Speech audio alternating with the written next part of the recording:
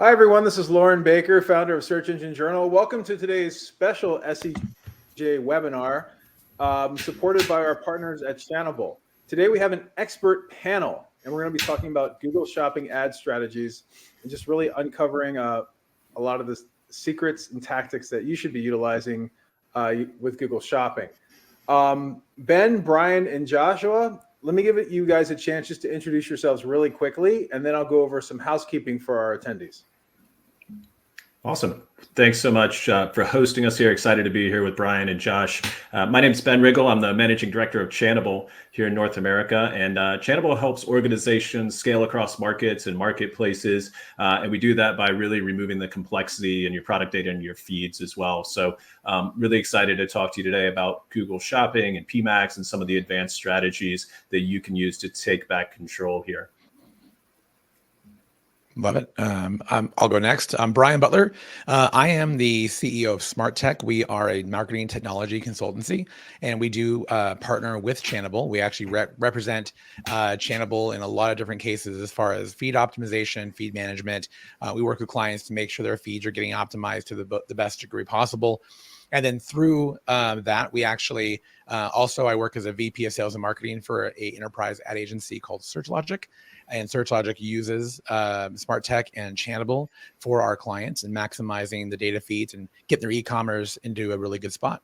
That's myself. Go ahead and I'll move you on to Josh. Awesome. Yeah, thanks everybody for having me here. It's great to be on a panel with you guys talking about these things today.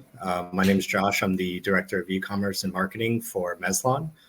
Meslon, we specialize in men's luxury shoes, really here to emphasize the craftsmanship of our shoes as well as, the quality. But really here just to talk about the experiences we've had as a brand with Google as a whole, as well as some things we've encountered with Channable. But really excited to be here. Thank you, everybody, and look forward to speaking more. Appreciate you. Awesome. Well, it's great to have all of you on. Just before we get started with the presentation, like I promised, a little bit of housekeeping. So first, to answer a lot of the questions that we get coming in, yes, there will be a video of today's webinar made available to all attendees and registrants, along with a copy of the deck as well. With the video and the deck, you'll also notice that there's a handouts area at the top of the webinar panel. And in that area, there's a direct link to a Merchant Center Next blog post, as well as how to create the best Google Shopping campaigns white paper provided by Channable as well. We'll be launching 2 polls during the presentation. So please, everyone, go ahead and vote and answer the polls. It really helps our experts craft the presentation and gives them some insights on your experience in Google Shopping. And then just to get the chat area going, if everyone could just chime in and just type in where you're coming in from right now, whether it's a city across the US, internationally, wherever it may be. We'd really like to get everyone going on and chiming in about in the chat. And then also you'll notice at the bottom of your screen, you should see some smiley face, hearts, laughing emojis, raise the roof, et cetera, et cetera. Go ahead and tap those because we'd like to make sure those are working as well. Everything seems to be going extraordinary perfect. So thank you so much. After the presentation today, after the expert panel, we will be having 2 different options for you. One will be a breakout room. We'll launch that via a pop-up where you can go ahead and join and learn more about Google Shopping ads with Channable. And then the second will be a Q&A.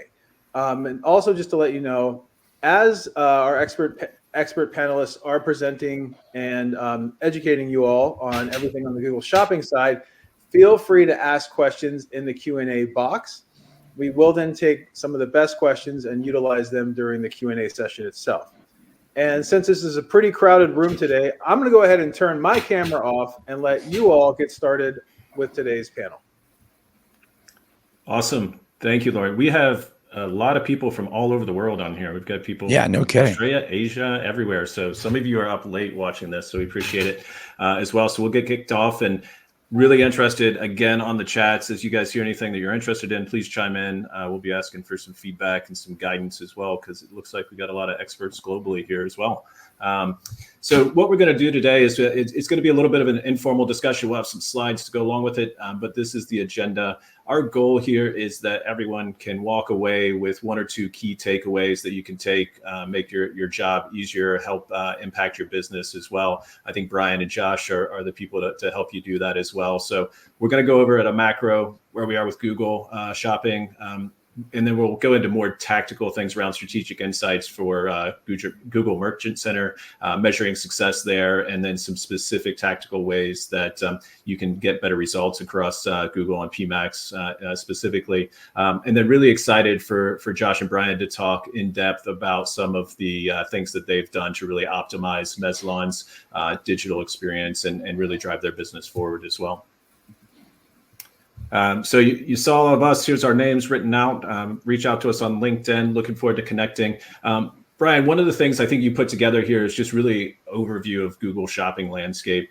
It's no secret, right? It's the biggest retail search ad spend in the US. It's the biggest network here. But would love to hear a little bit about kind of the macro experience you've seen on shopping and some of the things that you're focused on now. So the shopping has become really a mandatory channel for any of our e-commerce brands. I would say it's one of those channels that has a lot of indirect impact as well. We have a lot of clients where Google Shopping will specifically drive last click touch attribution, but we also see a lot of brand lift and a lot of lift on direct. So we've had tests where we've done, shopping for 6 months. We pause all the shopping campaigns and we actually watch direct or organic or other channels and how they react to the shopping not being there. And yes, obviously when you do that, you're going to lose direct attribution from people not being able to click on the shopping ads. But if you notice your attribution on direct and organic, you actually see a decline there as well. And a lot of that is because shopping takes up so much inventory on the SERP that it just is one of those things where if you're not there, you're missing out on a valuable brand impression that you just can't really get from an organic, mostly because the view and how the pricing shows and the visuals, it's just one of those things where you get to take advantage of that visual retail space.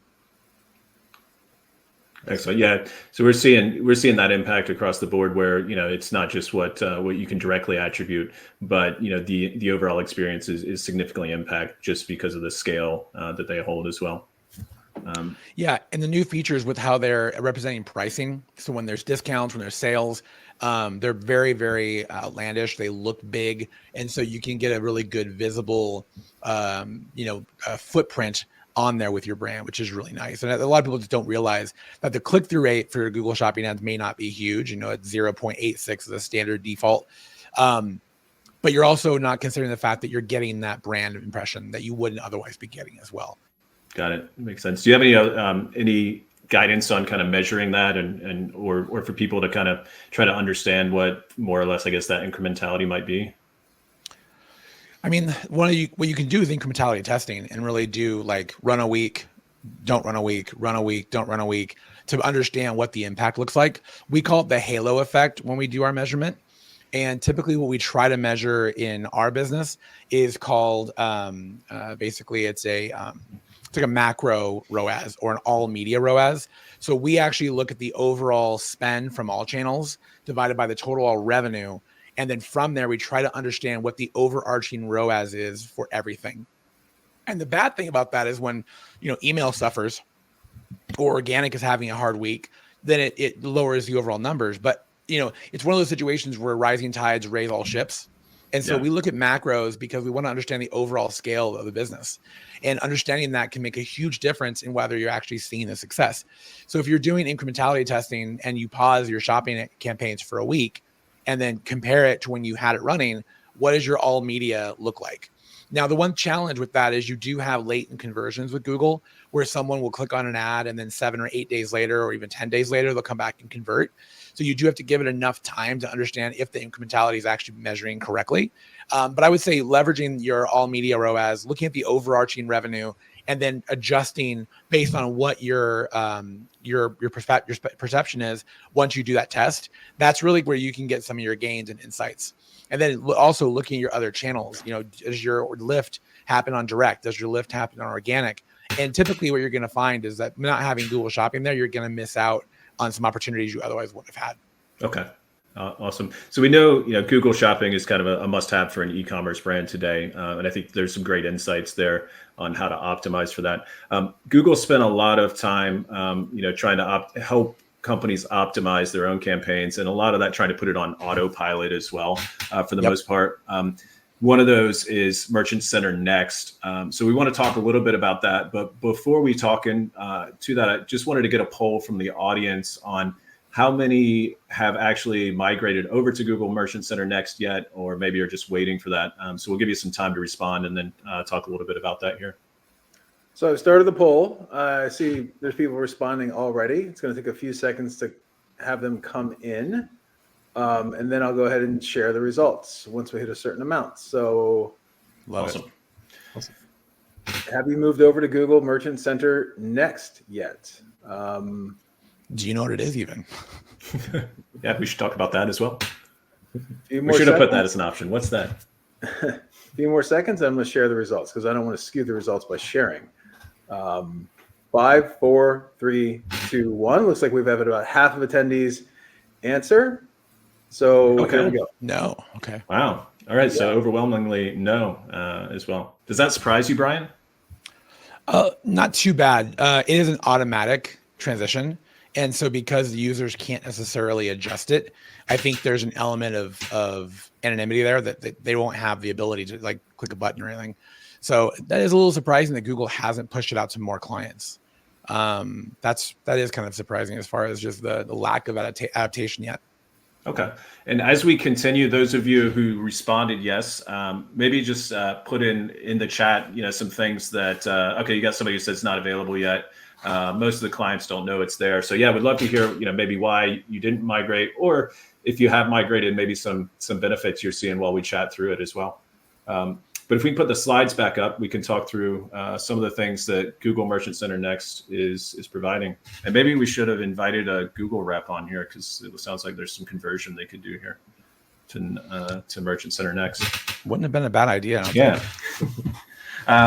Great. So yeah, so Merchant Center Next is being pushed out. There's no forced migration, as you guys may know. There's basically 6 things that we've seen them change here. We won't go through this list in detail here, but Bryan, I know when we talked, one of the things that you were kind of excited about and playing around with was the product studio and some of the generative AI. So would love to hear kind of your thoughts on that, what it brings to the table, and maybe some of the things that you'll still have to do manually or automate with other tools. Yeah, absolutely. So I think let me talk about, I guess, a little bit of what Google Merchant Center Next even is. There's probably some need for that, it seems like. And then we can go into some of the benefits that you're going to get from it and some of the challenges. And I do want to show the product studio because that's pretty cool.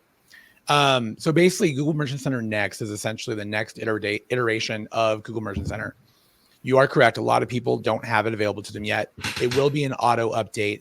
I've been working in Merchant Center for about 16 years. And this is one of the most up-to-date or most dramatic changes to the interface that we've seen pretty much ever. Now, it has been a simplified user interface, so it's not quite as complex. They've taken a lot of the settings that you're used to seeing, maybe in the settings window, and moved it out into the overall dashboard, which is really interesting. The other thing that I think is going to be really big for a lot of small brands, people who have Shopify, people who are using the content API, it does now have the ability to do an automatic product feed detection.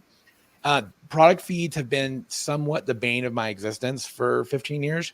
I've been fortunate enough to find partners like Channable that allow me to use data feeds in a way that allows us to manipulate it to our advantage.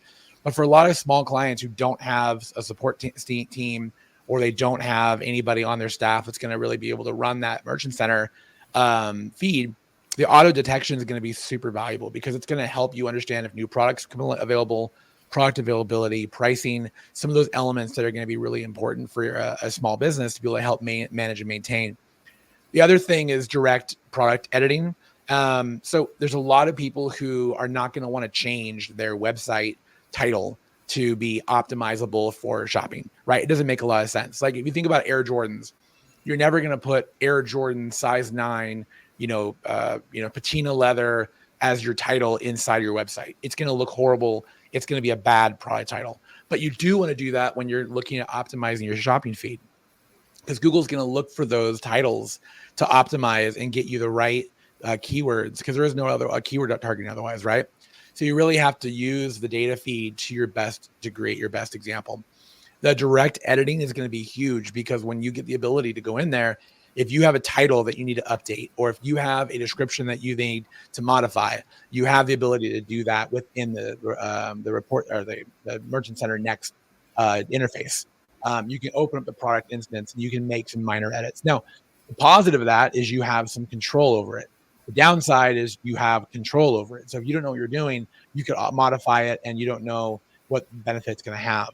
I'd also say you're also going to be stuck with this working at scale. If you're having 1,000 products or even 100 SKUs that you're trying to edit, it's going to be a really time consuming. And in those kind of situations, that's where you're really making a lot of opportunity to find a channable style tool to feed manipulate and make bulk changes in time. So I would kind of consider Google Merchant Center Next like a really good step in the right direction for baby brands who are doing under 100 SKUs and they want to get on Google Shopping because they've never been able to do it before, and they want some automation. But what it's not going to do is it's not going to help you with Facebook. It's not going to help you with Merchant Center, or sorry, Microsoft. It's not going to help you with Amazon.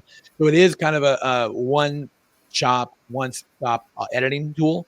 So I would be mindful of that, right? It's going to be something that's beneficial, but you have a lot of opportunities to do more if you go with a feed management type of service. The Product Studio, I think, is actually going to be really cool. And I'll share my screen real quick so everyone can see this, because it is kind of a cool update here. Let me see, show my window.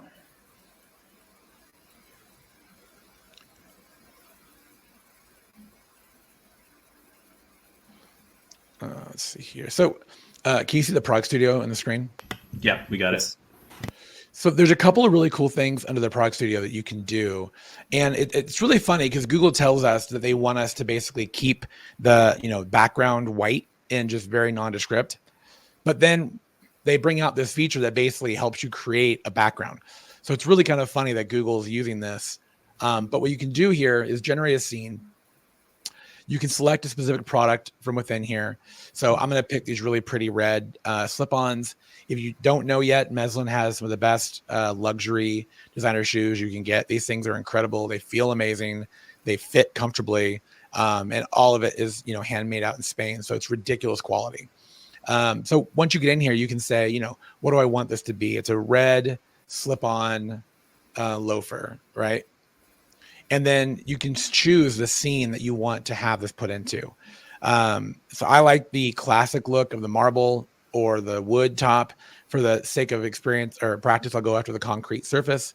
And what it does is it creates a GTP that actually, breaks down what this scene would look like. And then from there, you can actually watch it create it. There is a version history, so you can actually apply this. And what's nice about it is you do have the ability to save this to your Merchant Center. So, these are some okay ones. I don't mind some of the visuals here. This is kind of bad. Let me try a different scene. Maybe we can look at a better one. Let's try some sand dunes, because of course you're going to wear your slip-ons to the sand, right? That makes perfect sense. So as you update that, it does update the screen descriptor. And I think for a lot of brands who are looking to stand out, this is going to be pretty groundbreaking. The main reason is when you upload images to Google, you can't upload them with a background, right? Google doesn't want you to upload background images. They really want you to focus your product line, right? And so you can apply one of these images if you like it, to the entirety of that product line just by going to Add to Merchant Center. You can regenerate the scene if you don't like it. But there's a lot of really cool functions here you can see that'll give you a good, I'd say an eye-catching or a pop-out product inside of your merchant feed, which is really handy. And just for continuity, you can see blue loafer on cement. red loafer, slip-on loafer on marble, as you can see here. Okay. Yeah, so really powerful tool there, which I think will help, as you mentioned, a lot of use cases. But I don't know about wearing the shoes in the sand dunes. I know. Josh, feel like- I'm going to take a drink of tea real quick. As a brand, how do you feel about the AI generative images supporting your product? Yeah, absolutely. I mean, I think it offers a lot of potential for some brands. Maybe for us, again, sand and wearing your slip-ons in the sand dunes isn't the best choice, but there definitely is a lot of potential for, different possibilities depending on what your product is. Looking at, I think it was some type of lotion or whatever the example was on those backgrounds, you can definitely create some really compelling content for your feed. Just generating. So very, very, I agree with you, Brian. Very incredible tool. Do you think you get some pushback on the brand side for people who might be a little bit hesitant to use generative AI?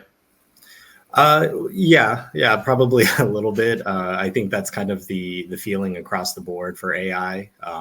But the way I've been explaining to our team internally is, it's a great tool if it can apply to our situation. Definitely can help out in a lot of situations where you may need to be a little more creative. Maybe you're looking for new adaptations of concepts. Definitely some potential there. I wouldn't recommend just shutting it out completely. Everybody has their hesitations going forward about new tools, new things, but really, can offer some potential if the situation's right.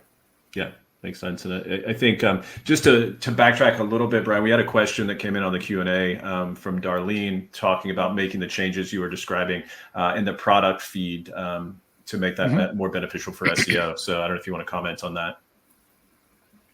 More beneficial for SEO. So SEO is going to be really derivative of what's on your website, not what's in a data feed. And so I think it's very, very important, and hopefully I'm answering the question correctly. It's very important to optimize your website for SEO, not your feed, and optimize your data feed for Google to optimize it for the correct keywords and the direct descriptions. But I think that's why it's really important that you're not making somewhat ridiculous titles in your actual website, because it can really hurt your SEO because it can be seen as keyword spammy. And it also just doesn't look good as a brand, right? So I would say, you do want to make sure that you're not observing Google data feeds as an organic tool. And you want to make sure you're optimizing it predominantly through, what you're optimizing there. Now it says the feed will impact organic shopping results. That is true. You do want to make sure you're optimizing for the free listings. That is true. But you're still optimizing your feed basically for whatever you want Google to understand, right? So whether it's organic free listing or whether it's a paid listing, you have to tell Google what your keywords are, what your description is, and you have to make sure they understand what your product looks like. And we'll get into more of that in a couple of their slides. I have some examples.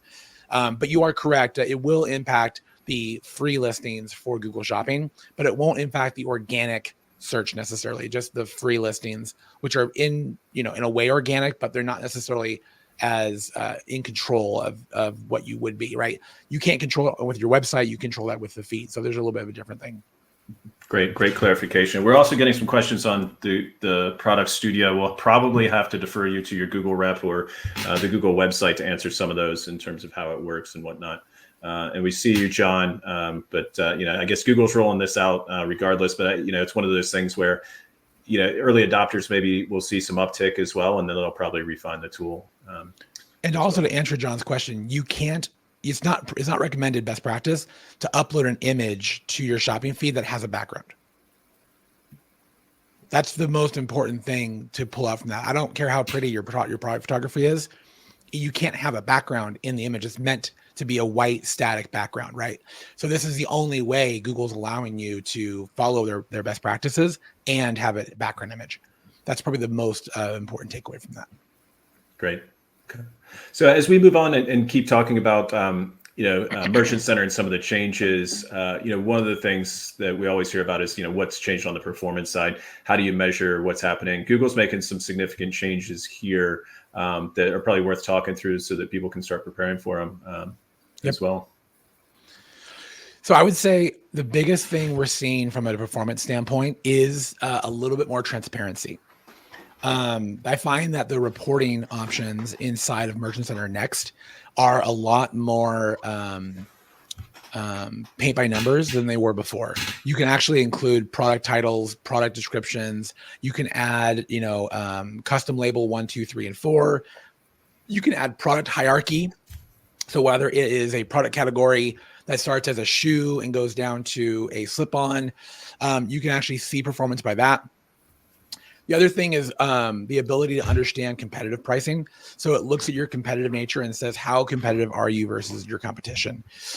One of the cool things about this is if you end up using a Channable style tool, Channable has a really great tool that allows you to understand the price and what your comparison to your competitors are in the market. And then it can update your price within a parameter that looks like, you give it a ratio. For example, I only want to update my price this high or this low, and it won't go beyond that threshold. That way, as the system starts seeing the pricing competitiveness change, you can dynamically change your pricing within that landscape, and it won't go outside of a certain threshold. With Google, you now have a competition pricing that allows you to at least get a better understanding of whether you are in the right realm for pricing for your product, or if you are just completely pricing yourself out of the market. Because unfortunately, Google Shopping is somewhat of a race to the bottom. The people who have the best pricing or have the best value proposition are typically going to be the ones who end up getting preferred visibility and also the clicks that come through as well, which is really important. The demand, looking at also understanding your free listings versus your paid listings. How much visibility do you have in the free listings versus the paid listings? Those visibility points right now are a lot more transparent than they used to be with the old system, which I think is really great. Okay, got it. Anything to look out for here that as you're migrating that you might be missing that you noticed, or not really missing? I would say the biggest thing is don't get confused about where the new data feeds are. The data sources has been moved up to the top right in the settings. That's a little bit confusing. The overall viewpoints of what you get are pretty similar. I like the interface change.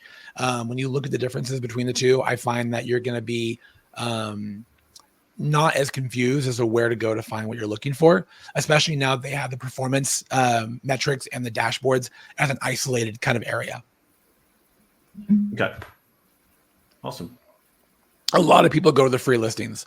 It's actually a really, really important part of the business. I can tell you without sharing my screen, so I'm not showing specific numbers, because I want to be respectful. For one of our clients, and again, I'll use no names just for autonomy. Our ads produced in the last 28 days 13,000 clicks. Our free listings produced 305 clicks. And so depending on what your products you're looking at, you can actually get a fair amount of traffic.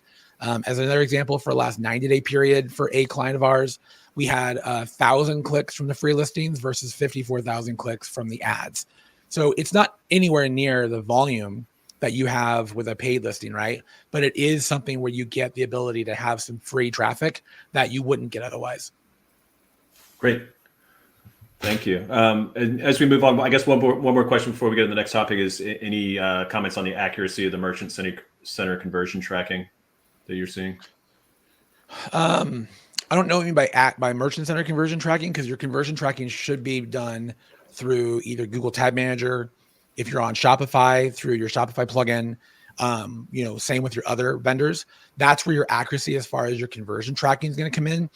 I do think if you have the service where you can buy on Google, there's going to be accuracy within that, because you're actually ordering from Google. There's the buy now button within Google, and that's kind of like the Google, paid listing support. That may be what you're talking about, but otherwise I think you're using, typically the platform itself is going to have those conversion tracking accuracies. Okay.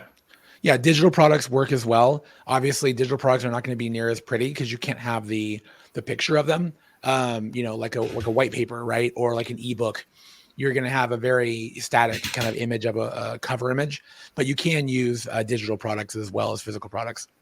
Yeah, absolutely. And Mohammed, good question. That's something we're actually going to get to in the next portion as well, is to talk a little bit about some of the discrepancies you see in those types of campaigns as well. And just before we get there, on the audience targeting side, so obviously Google's done a big push to get first-party data and really be more targeted. Yep. You can see everything from including client list, excluding client list. I was listening yesterday, and now there's the IP exclusion that you'll be able to use. So really a lot of settings to really get you honed in on a customer list. But Bryan, I know you've got a lot of experience here and you have a couple best practices to share when you start thinking about this. Would love to hear that as well. Sure. I'll use this opportunity also just to remind everyone, third-party cookie apocalypse, whatever they call it, is on its way. If you guys haven't engaged with enhanced conversions yet, you're missing out on a huge opportunity. You're going to be seeing between 20 to 30% of your conversions are going to be no longer able to be tracked within Google Ads without the ability to do enhanced conversions. And for those of you who don't know, enhanced conversions is essentially you voluntarily passing back your client's hashed PII, so your phone number and your email address, back to Google through either Tag Manager or through an automatic detection on the thank you page. And that first party data passes back into Google so they can go, oh, this user is logged in. They just bought on a Safari browser, but because you gave us their email, we can see they were logged into Google, and now we can attribute that conversion back to you. Just like Facebook and the conversion API, it's really, really important that you guys get enhanced conversion set up because it's going to be a dramatic change. Luckily, most of the systems like Shopify have some direct connections where those are already being connected in, and that data is being shared dynamically, which is great. If you have any questions, we do have the ability to support people on that, but it is a really important aspect. Going back to that, the CRM that you can import, you now have the ability to do a couple of different things for audience targeting that'll improve your ability to bid more dynamically. And we do recommend this for most clients. One, make sure that you're turning on your brand verification. Verify your brand. Because if you don't, you get a lot of missed opportunities to optimize either for or against your brand. For example, you may have certain traffic that you want to drive for branded search, that you want to exclude your brand on. And you have others that you don't want to search for branded search, right? Having your brand verified will allow you to list your brand as a valuable audience to basically exclude or include. The other thing is making sure that you're using your CRM list for customer match. Google has the ability now to say, all right, these are your clients. We want to exclude these clients from this campaign and only optimize towards new clients. So if you're looking for net new users, having your audience list exclude your client list is a way where you can really optimize to make sure that you're not getting in front of repeat clients. Now, yes, there's always a value in getting your data set up in a way where you can go after your current client list to upsell or to re-engage. But for a net new audience, when you're looking for capturing a brand new client, you don't want to have that necessarily. And Google now gives you the ability to really make sure you're kind of excluding those current clients and optimizing towards new clients only, which for Meslin, we have done a lot with, and it's been really, really beneficial for us understanding how to get in front of that net new client. And keeping your CRM list, if you have Klaviyo, HubSpot, one of those email service providers, making sure that your API connection is current and you're getting that list continually synced back in so that you can make sure that is an up-to-date list. Excellent. Yeah, and we're getting some questions that are coming in on this as well. But I think that's a good time to transition because some of these questions are can kind of get wrapped into this, which is a lot of questions about like how to execute these campaigns and what's the proper format to execute them, either on shopping ads or performance max. And so what we try to do here was kind of bring out some differentiation here that hopefully answers some of the questions here. But Bryan, maybe walk us through kind of where you see the different use cases for shopping versus PMax, and maybe what companies should be on the lookout in terms of maybe even mixing some of this up in their own campaigns. To Espen's question about the fixing your tracking so your cookies are first party, that's not necessarily something that the average consumer is going to know how to do. I don't necessarily think that there are ways where you can set up Google's pixel to be set up as a first party cookie. And I think that's really where you're going to run into the challenge, is making sure that Google sees that event at the point of purchase. And if someone opts out of tracking, they're not going to have that, right? And yeah, there are ways you can use tools like Triple Whale that have first party cookies that they track, but they're not connected to Google, right? Google has certain restrictions and requirements that it needs and requires in order to have those kind of details in play. They're also held to a lot higher standard because of GDPR. So there's a lot of privacy stuff that they're going to be fighting you on, trying to implement their third-party pixel as a first-party pixel. Now, again, Triple Whale is a great way to do that, where you have your own pixel service that is first-party, but it's not going to educate and train the algorithm like the Google pixels are going to do. So just be mindful of that. So breaking out your traffic. So there's a couple of things to think about when building shopping ads versus PMAX. I will say I have been working with Google since 2007. I've never been as hesitant to just trust Google. I find oftentimes as an agency, what we do for our clients is to act within our client's best interest and not necessarily just trust that Google's going to have our client's best interest in mind. So we like to advise and consult to make sure that our clients understand the risks and the rewards of doing certain tactics. And so we will definitely leverage PMAX, we'll leverage shopping ads, and we'll try to understand where we're getting the benefit. With PMAX, the real benefit you get is the ability to compartmentalize your products in a way where your asset groups are broken out by product. You can have product-specific images, product-specific videos. You can have your videos be very specific to that product line. So if you did a UGC promoting this product, your asset group and a PMAX campaign can have that video in it, right? Whereas a video for a shopping campaign, for example, you're not going to have the same inventory, so you're not going to be able to leverage that as much.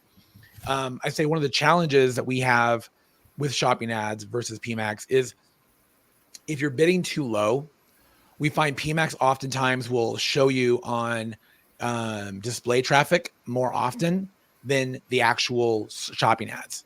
And especially if you're running, a search campaign, a shopping campaign, and a PMAX campaign, what's going to happen is PMAX is going to take second fiddle to that search campaign and that shopping campaign.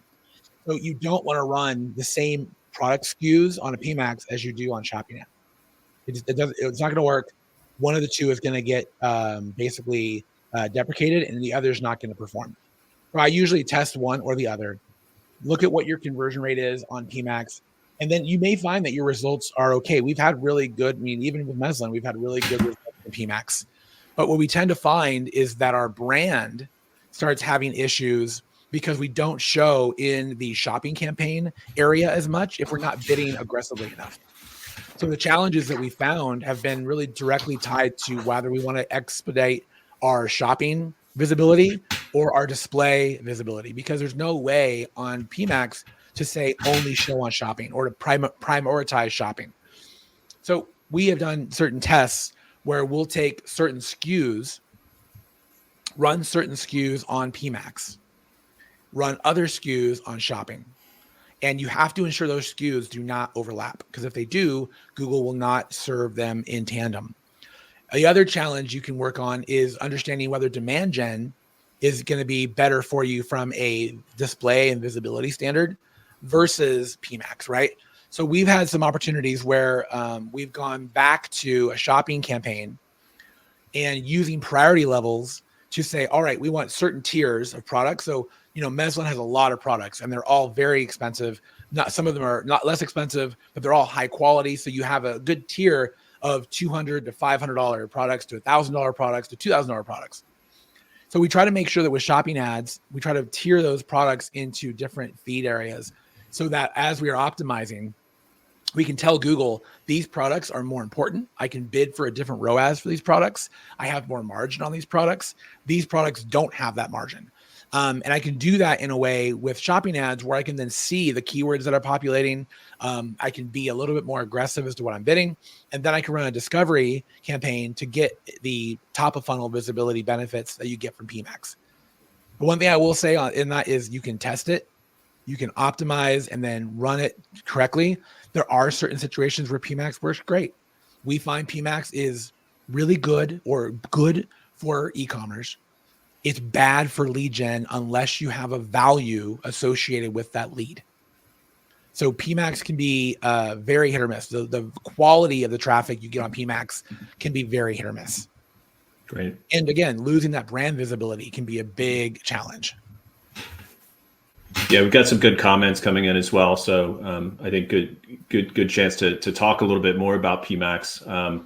So I guess let's talk about that. And you mentioned some specific advanced use cases. So I think Google's come a long way in moving from that black box as we just got in the comments to trying to provide a little bit more control. But I was listening into one of the Ask the Expert sessions yesterday, and one of the questions came up and said, "Hey, are we going to get more portfolio bidding or portfolio bidding options and shared budget on PMAX?" And it was quote unquote not on the roadmap, right? So you've got to find some other ways to gain that control as well. And so kind of what we have seen is that it's kind of been the end of that feed only PMAX to where now the new PMAX strategy is to do what you're just talking about. There is to think about your products in different campaign structures. And even Google, when they were pressed on this, said that, hey, the best thing you can do is try to break out the campaigns with different goals and split those into multiple campaigns as well. So it's aligned with what they're trying to drive as much volume through PMAX as possible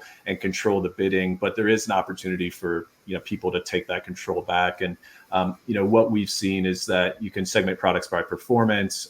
You can then create theme-based asset groups there, and also create highly relevant assets at scale that are really going to help you with your ad strength as well.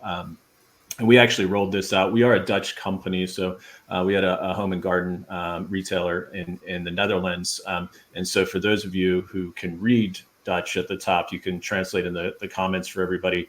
But it's garden furniture, garden chairs, and stools. And what this company had was they had subcategories. So what we're looking at here is one of the 620 subcategories they had high focus garden chairs, and they used that as their campaign, and they had a specific campaign goals attached to that, and then they dropped into asset groups and campaigns from there. So they were able to really take one subcategory, make over 3,000 asset groups out of that, and we're able to control at the campaign level what they were bidding towards. And in Channable, we automate that for our clients. So you can use rules to automate where your products appear and do that. There's also scripts you can do if you want to do it a little bit more manually. That's available as well. But the key here is that you could do this at scale. You can take back a little bit more control, and you can bid to your business outcomes. And then it also helps you on the asset side, because one of the other things that came out was that there's a huge focus on PMAX on ad strength. And when you look at ad strength, you have images, you have videos, you have headlines, and you have descriptions. And the more that is filled out and the higher quality that is, the higher your ad strength is going to be. And that's going to allow you to unlock more inventory on PMAX. Now, obviously, you have to see if that inventory is converting or whatnot. But we do see, Google's own data says that you get 6% higher conversions when you have that excellent strength. Ad strength as well. And the only way to really get to that standard is to have a lot of assets put in the right place that are high quality.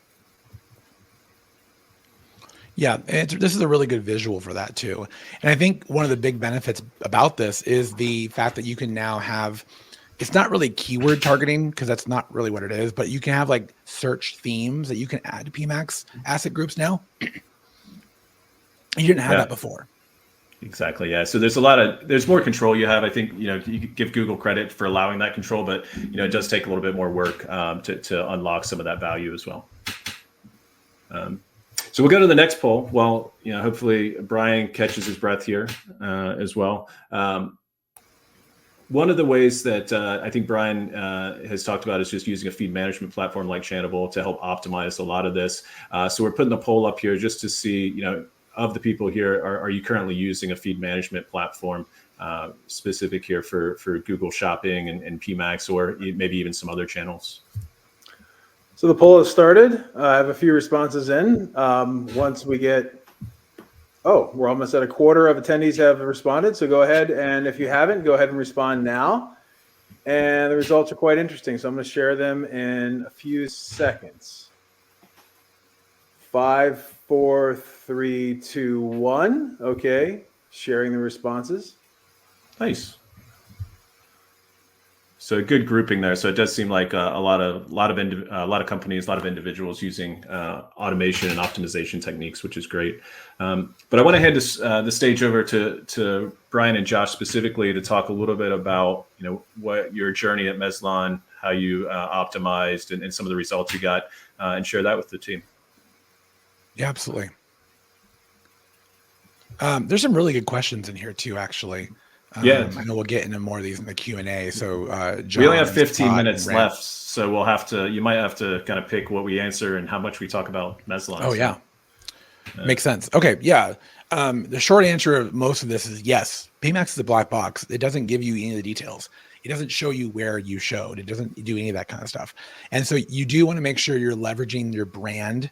There's a brand area in the settings where you can basically verify your brand, set up a brand keyword element, and then you can use that brand variable to exclude brand from showing up in PMax, especially on search. This has been a big challenge with Meslon because Meslon has their main brand and they have a secondary brand, which is Meslon Warehouse, which is only the discount or the it's like think about Nordstrom versus Nordstrom Rack, right? They're still new products. They're still the good quality products. They're just meant to be in the outlet, right? And so we've had to really focus on brand exclusion for Meslon by using the brand verification and then excluding anything that was just Meslon from our PMax campaigns because we were having too many times under Meslon's keywords, we'd have Meslon Warehouse show. And from a brand perspective standpoint, that's a huge issue, right? We don't want to have that happen. So that's something to be very aware of is using brand to exclude. Then priority-wise, you want to make sure that as you're optimizing, shopping campaigns get high and low priority. PMax is all high priority. So there's no way to do like a PMax and then a low priority shopping. It's all PMax is going to cannibalize anything that you have from a shopping campaign standpoint. So unless you're using different SKUs, you have to do separate strategies. And I'm happy to talk to anybody about that. So what we did with Meslon, we've onboarded Meslon to Channable multiple years ago now.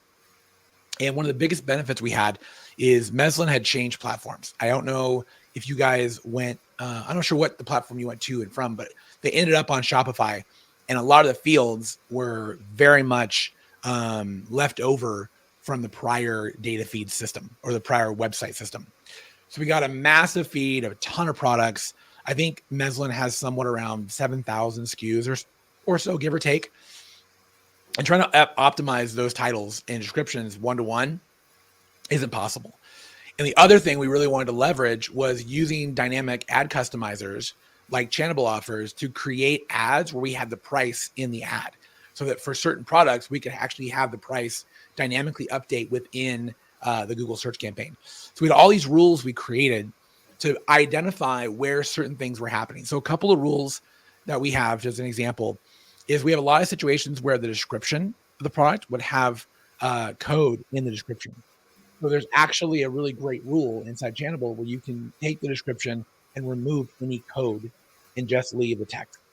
That is an invaluable rule for any of the stuff we had running for Meslon. We also worked to create dynamic titles.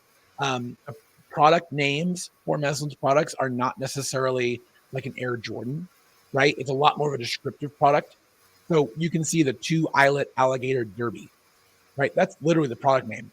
So trying to bring that product name into a situation where we can use that not only just descriptive, but as a title, we had to use dynamic fields. So we'd actually isolate the material, the alligator, the product, right? Alligator.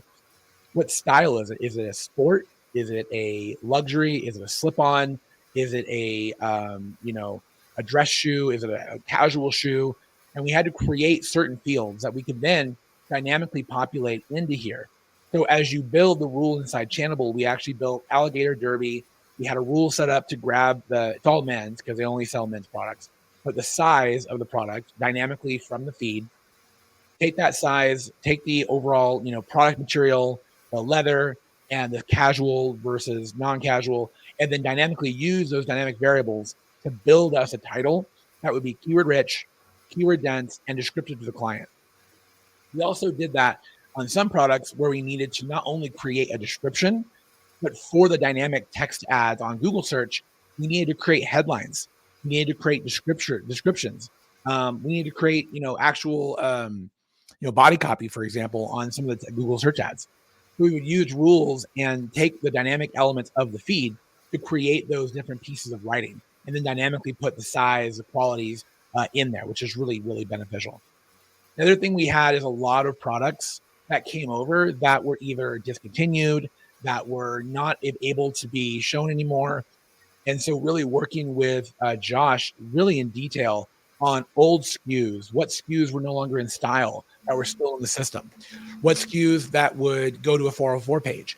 And so working with him to understand, from a naming convention, we used to have, XB55555 was our old catalog. Our new catalog is 1S at 55555, right? There's like nomenclature that we have to look at to understand older, newer, right?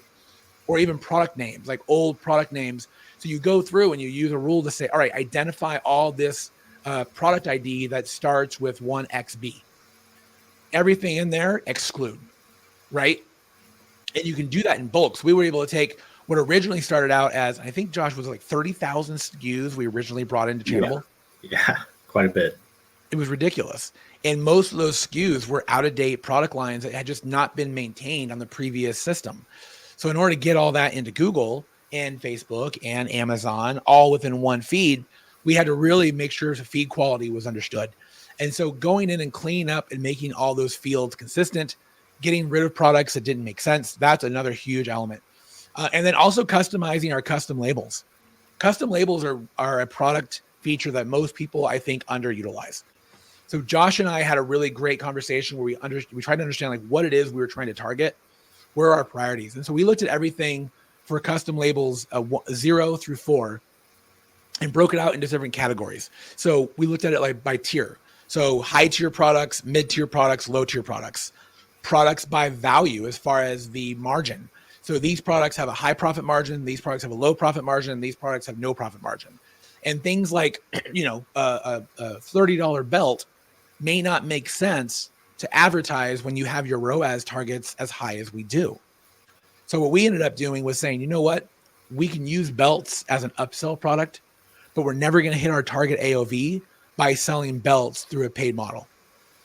So we were able to use custom labels to exclude or include certain products that we knew we did not want to advertise or we did want to advertise. And the nice thing is you can do remarketing for certain products, but not do prospecting for certain products. And you can use custom labels to really identify what those are and bring those variables in, which is really important. And the other thing is just really looking at cleanup. What attributes don't make sense? And you're looking through it and you're like, oh man, this just looks really weird. Or it's an old product description that doesn't make sense. So really going through and creating rules to recognize certain words, certain fields, certain metrics. We have a lot of things we actually brought over from your guys' old website, Josh. You had fields that no longer exist anymore. And so anywhere in the field, in the feed where those fields existed, we had to copy that field into the new version of that field. So we had to use dynamic text to copy a metric or a value and copy it over into the new field. So a lot of really interesting stuff going on there. Josh, any insights that you have as far as like some of the complexities when you guys did the site migration? Yeah, I mean, just for some context, we moved from Magento over to Shopify. So the fields were very different. Things, Shopify does things one way, Magento did things a different way at the time. And really just kind of hitting on what Bryan said is, the management of these products is very difficult when you have 30,000 SKUs. And really when it comes to utilizing Channable, cleanup is, this made it a lot easier by creating these custom rules, by being able to say, okay, these are old style numbers we no longer use. Anything that starts with this, we can just clear out. So definitely the 2 points to hit on is, the cleanup and the management of a brand like ours with so many different SKUs. We have shoes that come in 3 different materials, 3 different colors, and then you have those in 10 different sizes. So those SKUs really add up quickly. And to be able to manage all that through Channable is so much simpler because of rules, because of automations, things like that. And then the benefit to that, not just, product management and cleanup, but it also, as Bryan mentioned, You don't want to have things like 2 eyelet alligator derby, men's size 9 alligator sport as your product title on your site. That's just, it's crazy. But, working with Channable allows us to offer these flexibilities to really strengthen our ads, strengthen our presence where it needs to be, and create rules such as Bryan mentioned with our tiers for products. Some of our alligator shoes are at a higher price point compared to some of our leather shoes, or, as Bryan mentioned, lower price products don't really, for example, we sell shoelaces for $6. So, you're not really going to cover your return on $6 shoelaces. So those are things that we're able to utilize in Channable to really strengthen where we want to be for our KPIs. Excellent. That's great. Yeah, really good feedback across the board. We've got about 5 minutes left here. I'll put this up and you guys can wrap up. This is kind of our leaving slide. We don't have to walk through it. But just another 5 minutes for Q&A. I guess before we do that, there is a breakout session that, if you're interested in learning more about Channable, Jake Crusade is there. So you can jump into that breakout session now. You can also get a free trial on our website, channable.com, where you can load up all of your products for free, and you can actually get an optimization score. And the other exciting thing, and then we'll get to the questions, is that Bryan's also offered to do some free audits for some of you. So if you're interested in that, just pop in the chat here or reach out to Bryan directly, and he'll work on doing a free audit for, I think, what we said about 10 you could probably squeeze in, Bryan. Yeah. Okay. As well. So let us know about that. So yeah, let's get to the Q&A. John, great comment for Bryan. I could listen to him for hours as well. In fact, I've been on with him for 2 hours and I'm still interested. Yeah, you have been as well. But any other questions that you guys have, or any closing comments from the crew here? So yeah, there's a lot of really good questions in here. I think I'll approach the slide as well as trying to answer some of the questions a little bit here and there. I would say one of the best resources to get better at feed optimization is actually going through the Channable Academy. Their learning academy is very, very good. I would say there's a lot of things in there that you may not realize you can do from a calculated field or calculated metric, because you can do a lot of really cool custom calculations that, literally create different margin rules or create different calculations in Channable. Also, Channable's whole position is data feeds, right? So they're going to help you understand how you can make, how do I say this correctly? How do you make the best of what you have available to you, right? How can you optimize your feed to a point where it's going to make Google happy? And how you make Google happy is kind of trial and error, unfortunately. You have to, and I don't recommend testing with PMAX, because as you all know, there's no ability for us to look at the keywords in a PMAX campaign. So don't fool yourself. Make sure you run an actual shopping ad campaign. If you're trying to do any kind of fishing or any kind of harvesting of keywords, run standard shopping, because you're going to very quickly understand what it is that you have available to you. And if you make one title, right, see your keywords, take 2 weeks, run a different title, see what your keywords change, you're going to get a really clear picture of what that looks like. So that plays into option 1, where it's like, hey, no keyword targeting, use your titles and descriptions. Really, really important to make sure that those keywords and descriptions are tested, optimized, and brought out to a point where they're very descriptive. Not all products need to be included. This is going back to Esben's question about the 50% margin being flawed. Sure, this is something that I've come to grips with a lot. We have brands that we've worked with that are dog toys, right? Those dog toy brands have a $4 product where it's a stuffy, right? And you have to look at your AOV and your lifetime value. If your product cannot be sold in a way where your what's called tacos in the Amazon world, your total advertising cost of sale, if that tacos is not around the 12 to 15% for your cost of advertising, it may not be profitable for you to do ads for that product. And that's just the harsh truth and the harsh reality of it. I can tell you, as a business owner, I own a Turkish towel company. My margin is not high enough for me to actually advertise, because I have to pay for shipping, I have to pay for all the storage, and it's just one of those things where the margin isn't high enough. I can't justify shopping and still make the margin I need to from a taco standpoint. So you do have to be very aware of what your lifetime value is, what your product value is. Because if you sell a $4 product on Amazon or on Google Ads and it costs you $1 to sell it and you made $3, great.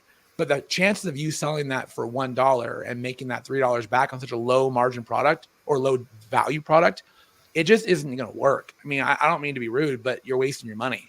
You need to make sure your product has enough LTV,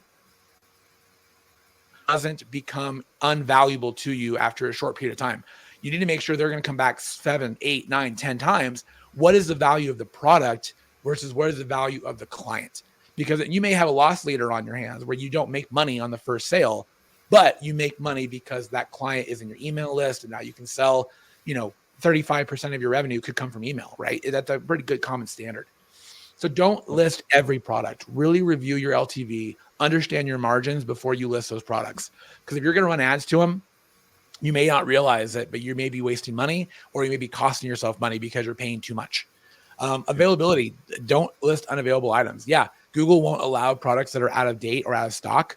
But if you have an issue where your Google doesn't see that your product's out of stock, or your shopping cart doesn't say it's out of stock, but you end up having it be out of stock on your back end, that could cause all sorts of issues from a customer service standard. Custom labels, to your point earlier about the margins, you have 4 different custom labels. You can have price listed. So I would call it price buckets in tier 1, and then next margin. And if your pricing isn't high enough, like you don't want to have a margin focused bid strategy on products that are $4, but you might want to have a margin focused bid strategy on a product that's $1,000, right? If you have a 50% margin on a $1,000 product, you can have a high enough tacos where you can spend a little bit of money to really still make your money back. So you do have to be mindful of your product. Looking at the details of how you leverage priority levels, run standard shopping campaigns with high, medium, and low priority. Anything that's high priority on a standard shopping is going to get prioritized. Low priority is going to be something where you have the opportunity there to show it. If you have separate SKUs or G10s, you can do separate strategies with PMax and shopping where these products will show and then these products will show. But your priority level in the shopping campaign would usually be lower because you're going to end up having your inventory shown on Google. PMax is going to take priority over what you have on Google Shopping. But the fact you have to have them separated into 2 different SKUs or different product areas. Again, isolate your PMax and your shopping. They will cannibalize each other, guaranteed. And then make sure you're understanding your pricing strategy. If you're coming to the table with $1,000 shoe and you're not considered a luxury product and everybody else is looking at $30 Nikes, you're in the wrong category, right? Like with Meslin, we do not go after Nike. We do not go after Adidas. It's a waste of our money. We don't go after just shoes or slip-ons, right? It doesn't make sense. But alligator loafer slip-ons are going to be in the product category where it makes sense. And then especially looking down at your product quality or your image quality, if you have everything running correctly, your products look great. You can upload those products into your data feed, have a couple of different options, 2 or 3 different variables, and then use the new tools that Google has. Or Channable also has some new images that you have the ability to do dynamic image editing, where you have the ability to update your images through the Channable service as well. That gives you a good opportunity to really kind of maximize that.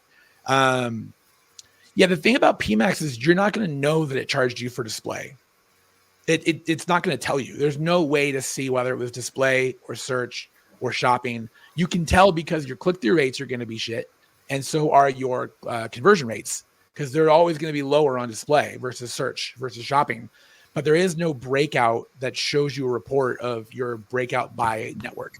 So if you're saying it charged you 18 grand for PMax for display only, I'd be really curious where you got that report, because there's no transparency that PMax offers to that limit.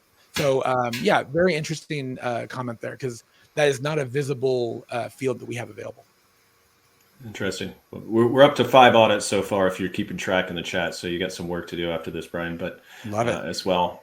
We do have a couple extra minutes that we've been allotted as the questions go in. Kind of any parting thoughts, Josh, on your side, kind of coming from the brand side, and what marketers can look for, and then maybe sharing a little bit about kind of what you look for in your agency partner, because it seems like you and Bryan have built a really strong relationship that's allowing you to kind of execute well.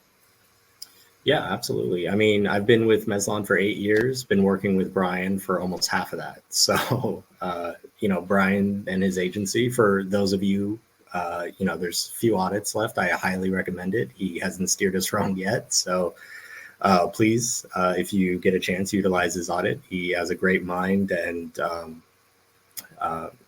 again, we've had a great relationship with him and his team. So highly encourage that. But Appreciate that, buddy. yeah, I mean, Bryan, it's important to understand that your agency and you are on the same page. Bryan and I have a great connection, and it's coincidentally we both live in Las Vegas. But it's important that your agency understands just as much. Bryan has a lot of insights on upcoming trends. His knowledge on PMAX and these Google campaigns has helped us severely. Him being able to pivot from PMAX to shopping when we see, the KPIs fluctuate really helps us out. Something else to kind of stress on the importance of that Bryan was aware of is we do sell on a B2B level as well.